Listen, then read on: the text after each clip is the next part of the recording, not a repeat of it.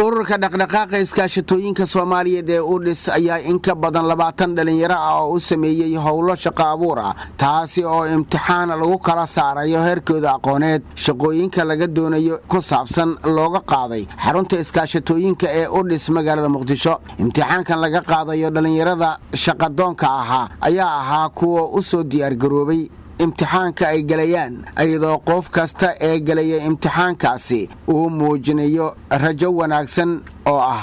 inuu ku guuleysto imtixaanka gudoomiyaha ururka dhaqdhaqaaqa iskaashatooyinka Soomaaliyeed ee UDIS Cadceed Cismaan Shuuriye ayaa ka hadlay muhiimadda dhalinyarada Soomaaliyeed u leedahay in loo sameeyo shaqo abuur wuxuuna kula dardaarmay dhalinyarada inay joojiyaan tahriibka ayna ka shaqeystaan dalkooda hooyo Soomaalidu waxay u badatay in la yiraahdo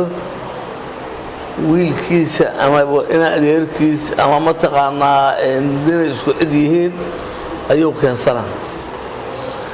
ninkaan isku cidnahay ama gabadhaan isku cidnahay ama kuwa aan dhalnay waxay ka mid ummadda Soomaaliya wax baratay ka mid yihiin waxaan rabnaa imtixaanka inay galaan hadday ku baasaan oo yimaadiin okay Soomaaliya ku baasay ka mid yihiin haddii mataqaanaa aqoontoodu reebtana dadkan wax u soo bartaan waxa lagu soo beeray dalkooda inay ka shaqeeyaan ma dalka lagu soo tababari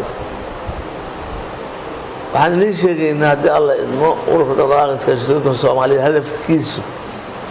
waa in dhalinyarada lala dagaalamo baagamuundada shaqo la abuuro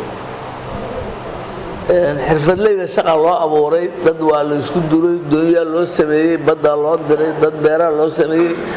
xirfadaha loo sameeyey waxaa soo arkaa xirfadda dadkan wax bartay oo dhalinyarada ah ayuu bad ma baran inay galaan saan u malaynayo oo hadda mataqbad maaxin ku aadamo fadhiyaan waxaan rabnaa dadka xaafisada ka shaqeeya in lagu soo xulo oo qoon lagu soo xulo Muuse Cismaan Abtow telefishinka qaranka Soomaaliyeed Muqdisho